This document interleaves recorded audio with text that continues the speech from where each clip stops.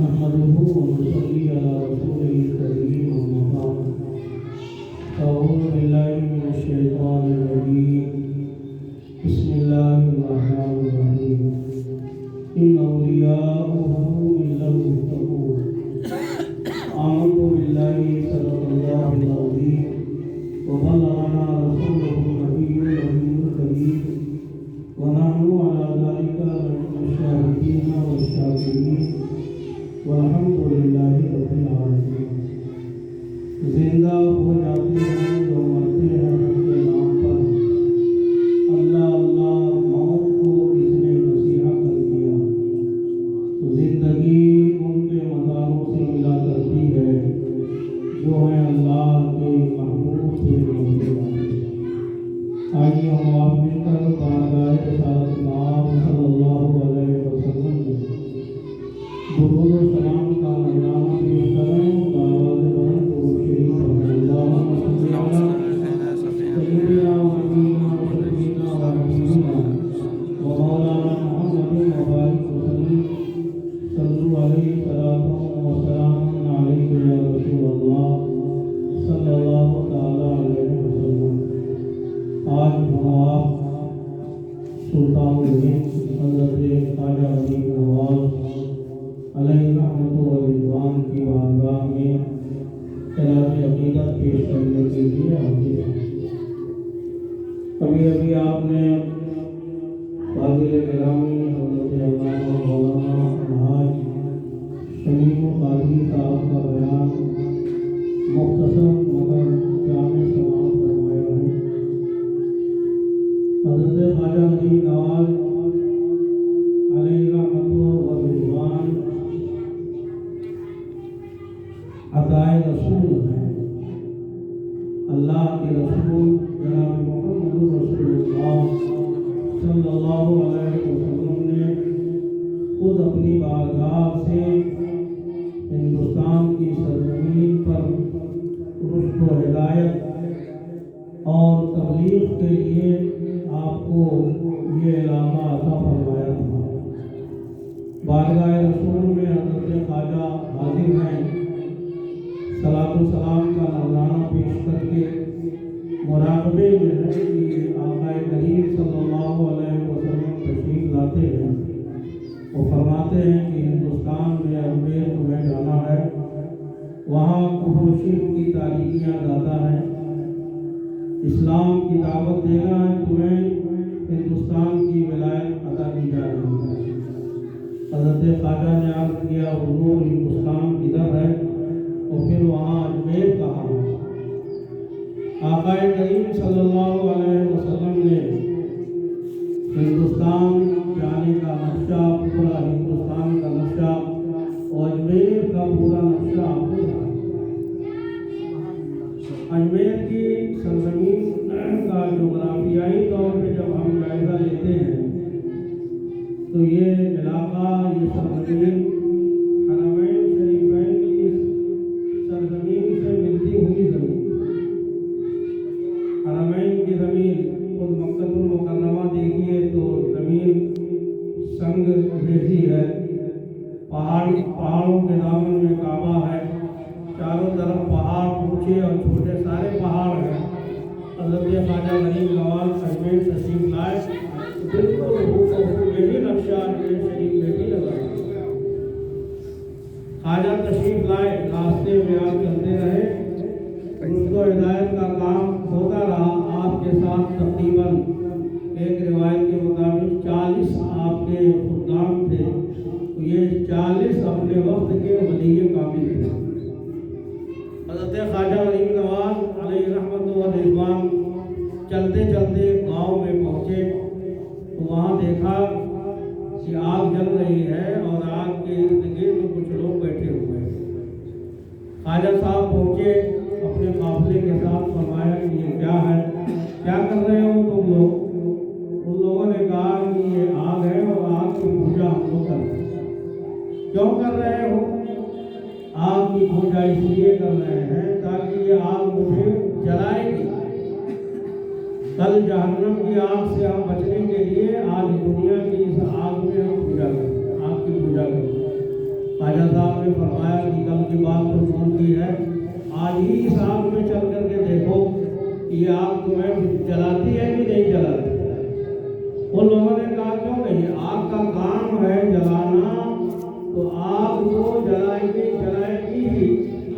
خواجہ صاحب علیہ رحمت و رضوان نے فرمایا کہ آگ کا کام جلانا تو ہے، تو تم دنیا میں پوجا کر کے کم سے کم اس آگ کو اپنے موافق تو کر لو، چلو اور دیکھو کہ یہ آگ پوجا کی بنیاد پر تم کو جلاتی ہے کہ نہیں۔ ان لوگوں نے کہا آپ ہی چل کر کے دکھائیں گے، چلیے آپ، اگر آپ کو آگ جلاتی نہیں ہے تو ہم سمجھیں گے کہ آپ کا مطلب حق ہے۔ خواجہ صاحب نے کہا میں تو نہیں، یہ میری کھڑاؤں ہے، لکڑی ہے، میں اسے ڈال دوں، تو یہ دیکھو کہ یہ آگ میری کھڑاؤں کو جلاتی ہے یا نہیں۔ خواجہ صاحب نے اپنی کھڑاؤں کو آگ میں ڈالا، لوگ دیکھتے رہے، آگ کا ذرہ برابر اثر کھڑاؤں پہ نہیں ہوا، بلکہ کھڑاؤں کا ہی اثر آگ پہ ہوا اور ساری آگ بجھ گئی۔ خواجہ صاحب کی اس کرامت کو دیکھ کر جتنے آتش پرست تھے، آگ کی پوجا کرنے والے، سب کے سب اسلام میں داخل ہوئے۔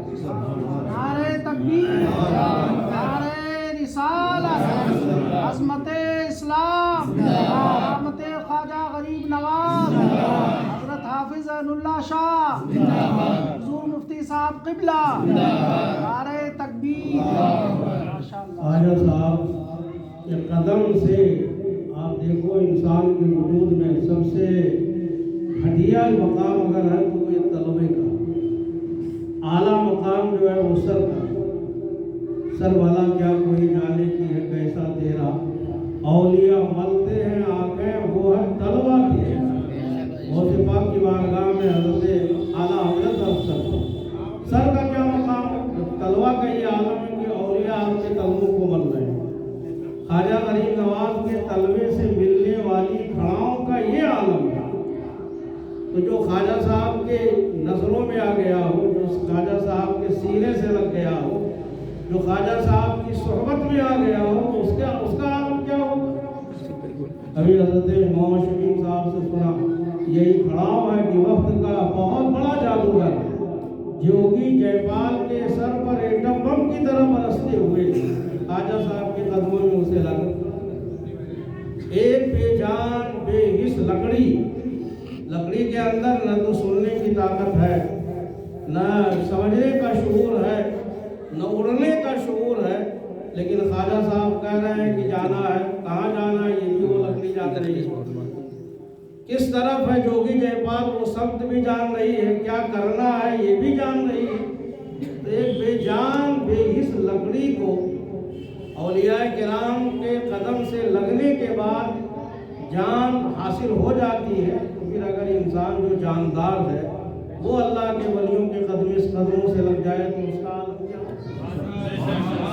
جب زمانہ صحبت باولیاء بہترس سالات بھیلیا، اللہ کے جو نیک بندے ہوتے ہیں رب تبارک و تعالیٰ وہ خاص بندے ہیں کہ گفت ہے وہ گفت ہے اللہ بہت گرچہ از حکوم اللہ بہت، وہ جو بولتے ہیں حقیقت میں وہ اللہ کا کلام ہوتا ہے، اگرچہ اللہ کے بندے کی زبان سے وہ بات نکلتی ہے۔ من کان للہ کان اللہ لہ، جو اللہ کے لیے ہوتا ہے اللہ تعالیٰ اس کا ہو جاتا ہے، اور جب اللہ اس کا ہو گیا تو ساری خدائی اس کی ہو سکتی ہے۔ خواجہ غریب نواز رضی اللہ تعالیٰ عنہ ہندوستان تشریف لائے اور اپنے نانا جان کے دین کی اشاعت میں لگ گئے، خود آپ کے جتنے خلفاء تھے وہ سب کے سب خدمت دین میں آفتاب و مہتاب کی حیثیت رکھتے ہیں۔ خواجہ غریب نواز علیہ رحمۃ و رضوان کے کئی ایک خلفاء ہیں، حضرت خواجہ قطب الدین بختیار کاکی، حضرت صوفی حمید الدین ناگوری، حضرت خواجہ قطب کا عالم یہ ہے کہ خواجہ غریب نواز رضی اللہ تعالیٰ عنہ کے بہت ہی چہیتے خلیفہ اور انتہائی بے تکلف تھے۔ حضرت خواجہ اکثر دعا مانگتے تھے، اے اللہ دنیا بھر میں جہاں کہیں مسلمانوں کو درد ہو، غم ہو، مرض ہو، وہ سب معین الدین کو دے، اور کسی میرے مسلمان بھائی بھائی کو تکلیف نہ ہو، مرض نہ ہو، وہ سارا مرض ان کا اٹھا کے مجھے دے دے۔ قطب صاحب نے عرض کیا حضور یہ کیا دعا مانگ رہے ہیں؟ سن لیا انہوں نے قطب صاحب، یہ کیسی دعا آپ مانگ رہے ہیں؟ مرض سے شفا کی لوگ دعا مانگتے ہیں، آپ مرض مانگتے ہیں۔ تو حضرت خواجہ فرماتے ہیں دراصل مرض جس کو ہوتا ہے اور صبر وہ کر لے تو اللہ تعالیٰ اس کے سارے گناہوں کو جو ہے مٹا دیتا ہے۔ تو میں اس لیے مرض مانگتا ہوں تاکہ اللہ تعالیٰ میرے گناہوں کو مٹائے۔ آج ہم لوگوں کا حال یہ ہے کہ مرض میں بجائے صبر کے حد کر دیتے ہیں، واویلا مچاتے ہیں۔ صبر کا بہت بڑا ثواب۔ حضرت خواجہ قطب الدین بختیار کاکی رحمۃ اللہ تعالیٰ علیہ کو خواجہ غریب نواز نے پہلے ناگور شریف بھیجا۔ ناگور جنگل تھا اور آبادی تھی نہیں، بیابان اور جنگلی جانور رہا کرتے تھے۔ خواجہ قطب صاحب وہاں چلے گئے اور حضرت خواجہ حمید الدین کو دلی بھیج دیا۔ صوفی حمید الدین صوفیانہ مزاج تھا، جب دلی پہنچے تو وہاں شور و ہنگامہ دیکھا، بہت سارے زائرین ان کے پاس آنے لگے۔ ان کی طبیعت میں تنہائی تھی۔ حضرت خواجہ غریب نواز کی بارگاہ میں قطب الدین بختیار کاکی نے عرض کیا حضور مجھے جنگل میں آپ نے بھیج دیا ہے، ایسی جگہ بھیجیے جہاں آبادی ہو تاکہ میں کچھ کام تو کروں دین کا۔ اور صوفی صاحب نے یہ کہا کہ حضور آپ نے مجھے آبادی میں بھیج دیا، میں تنہائی پسند انسان ہوں، مجھے کوئی تنہائی کی جگہ دے دیا جائے، مجھے یہ اچھا نہیں لگا۔ تو خواجہ صاحب نے ٹرانسفر کر دیا دونوں، قطب صاحب کو دلی بھیج دیا اور صوفی صاحب کو ناگور بھیج دیا۔ ناگور شریف اجمیر شریف سے 160 کلومیٹر کی دوری، آج بھی ان کا مزار مرجع خلا ہے۔ حضرت خواجہ غریب نواز نے صوفی حمید الدین سے کہا اے صوفی حمید الدین تم کو ناگور کی ولایت دیتے ہیں، لیکن ساتھ ہی ساتھ تم پر یہ لازم ہے کہ روزانہ 5 وقتہ نماز کی امامت مسجد اولیاء اجمیر میں تمہیں کرنا۔ 160 کلومیٹر جانا اور آنا، اس زمانے میں خچر گھوڑے یا اونٹ رہا کرتے تھے، یہ جو برقی سواریاں ہیں یہ سب نہیں تھی اس زمانے میں، موٹر سائیکل کا سائیکل کا بھی وجود نہیں تھا۔ 160 کلومیٹر وہاں رہنا بھی ہے، 5 وقت نماز مسجد اولیاء، یہ خواجہ صاحب کے روضے کے قریب ہی ہے جو ایک صف کی مسجد ہے، مسجد اولیاء کی امامت بھی کرنا ہے۔ صوفی صاحب نے کہا حضور کا جو حکم ہے کروں گا، رہوں گا، امامت کروں گا۔ خواجہ صاحب ناگور شریف میں خواجہ حمید الدین مسجد اولیاء کا مؤذن فجر کی اذان دیتا ہے اور اذان کی آواز وہاں آپ سن لیں۔ مائک بھی نہیں تھا، 160 کلومیٹر یہ مائک بھی نہیں پہنچا سکتی آپ، بغیر مائک کے ہواؤں کے دوش پر آواز پہنچ جا رہی اور اذان ختم ہوئی، ایک قدم بڑھایا، ناگور سے اجمیر شریف آ گئے اور مسجد اولیاء کی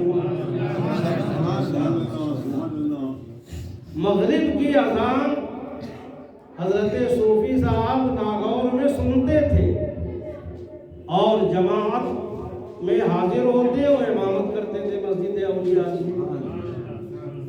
جب یہ حضرت صوفی صاحب کا یہ عالم ہے تو پھر ان کے پیر و مرشد خواجہ غریب نواز کا عالم کیا ہوگا؟ جب مرید کا اور خلیفہ کا جب یہ عالم ہے تو پھر خواجہ غریب نواز کا عالم کیا ہوگا؟ اللہ تبارک و تعالیٰ ارشاد فرماتا ہے، حدیث قدسی ہے، جب بندہ میرا ہو جاتا ہے، میرا محبوب ہوتا ہے تو میں اس کے کان ہو جاتا ہوں جس سے وہ سنتا ہے، میں اس کے پاؤں ہو جاتا ہوں جس سے وہ چلتا ہے، میں اس کی زبان ہو جاتا ہوں جس سے وہ بولتا ہے، میں اس کی آنکھیں ہو جاتا ہوں جس سے وہ دیکھتا ہے۔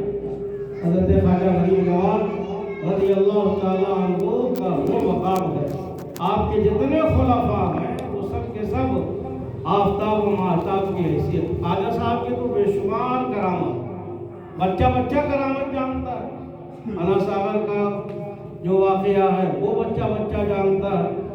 حضرت خواجہ غریب نواز کی بارگاہ میں بادشاہوں نے بھی اپنی پیشانیاں خم کی، انہوں نے اپنے اپنی اپنی یادگاریں قائم کی. شاہجہاں بادشاہ نے مسجد بنوائی, اکبر بادشاہ نے اکبری مسجد بنوائی, اورنگزیب بادشاہ حاضر ہوئے, جلال الدین اکبر کے علاوہ جہانگیر جتنے بھی یہ بادشاہ مولیہ ہیں وہ سب کے سب حاضر ہوئے. حضرت اورنگزیب رحمۃ اللہ تعالیٰ علیہ کا ایک واقعہ بہت مشہور ہے.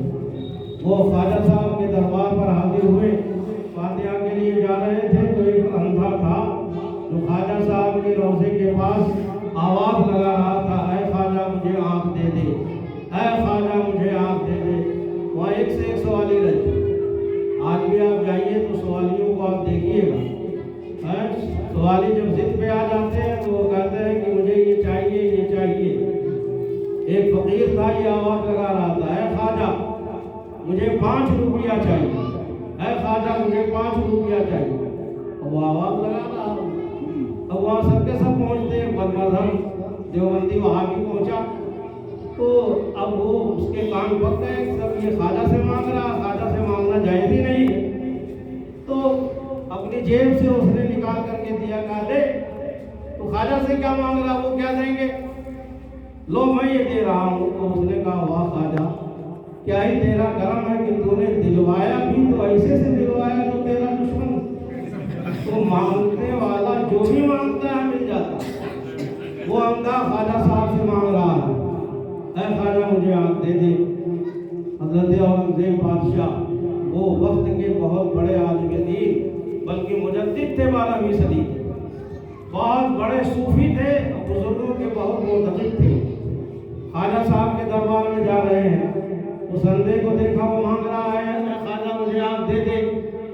اورنگزیب نے کہا کب سے مانگ رہے ہو آپ؟ اس نے کہا 2 سال سے مانگ رہا ہوں. ملی نہیں آنکھ؟ کہا ابھی تو نہیں ملی.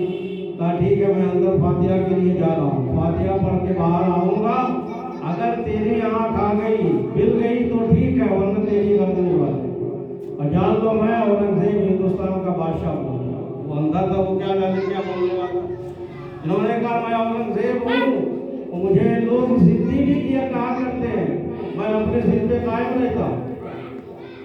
اب فاتحہ پڑھنے کے لیے اورنگزیب گئے. کچھ دیر کے بعد جب باہر نکلے اس ادھر فقیر کا عالم یہ ہوا کہ وہ دل سے خواجہ صاحب کی طرف رجوع کیا. کہا ہے خواجہ اب تک تو آنکھ کی بات تھی, اب جان کی بات آ گئی. اب تو یہ اورنگزیب ضدی ہے, مجھے چھوڑے گا نہیں, میری جان لے ہی لے گا. دل سے جو بات نکلتی ہے اثر رکھتی ہے, پر نہیں طاقت پرواز مگر رکھتی ہے. دل سے دعا مانگا. حضرت اورنگزیب باہر آئے تو دیکھا کہ اس فقیر کی جو اندھا تھا اس کو آنکھ آ گئی. حضرت اورنگزیب نے اس کو انعام بھی دیا کہ جو مانگنے کا طریقہ ہے اس طرح مانگو, درے غریب سے بندے کو کیا نہیں ملا.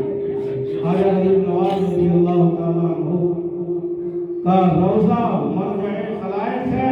آج سرزمین اجمیر شریف میں لاکھوں لاکھ کا مجموعہ, لیکن پوری دنیا میں خوش عقیدہ خواجہ صاحب کے ماننے والے خواجہ غریب نواز کی یاد میں محفلیں قائم کیے ہوئے ہیں. اللہ تبارک و تعالیٰ صاحب مزار حضرت سلطان العارفین حافظ عین اللہ شاہ رحمۃ اللہ علیہ کے روضہ اقدس میں خواجہ غریب نواز رحمۃ اللہ علیہ کی اس محفل کو قبول فرمائے اور ہم سب لوگوں کی مرادیں پوری فرمائے. وآخر دعوانا الحمدللہ رب العالمین. صلاۃ و سلام.